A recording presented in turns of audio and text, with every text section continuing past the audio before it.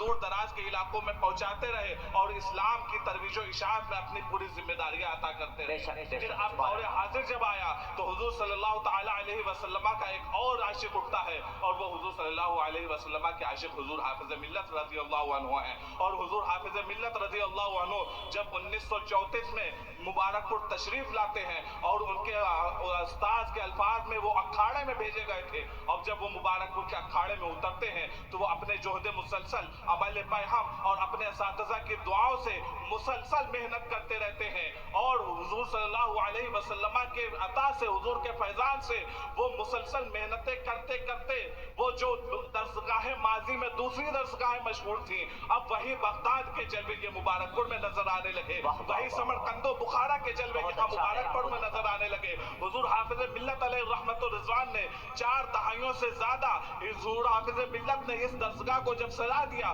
تو یہ درسگاہ وہی درسگاہ ہو گئی۔ تو اجمیر محلہ میں جو حضور صدر الشریعہ نے سجائی تھی یہ وہی درسگاہ ہو گئی، جو محلہ سوداگران میں اعلیٰ حضرت علیہ رحمت الرضوان میں سجائی تھی یہ وہی درسگاہ ہو گئی، جو فرنگی محل، جو خیر آباد اور جو حضور صلی اللہ علیہ وسلم کے عاشقوں نے دہلی میں سجائی تھی یہ وہی تسلسل کا سلسلہ ہو گیا۔ اب حضور صلی اللہ علیہ وسلم کے اس عاشق نے اس درسگاہ مبارک پور کو ایسا بنا دیا، ایسے ویژن کے ساتھ بنایا، اتنے مشن کے ساتھ بنایا کہ اب یہ درسگاہ پورے دنیا میں مشہور ہو چکی ہے۔ اب اس درسگاہ کا تذکرہ پوری دنیا میں چلتا ہے، اب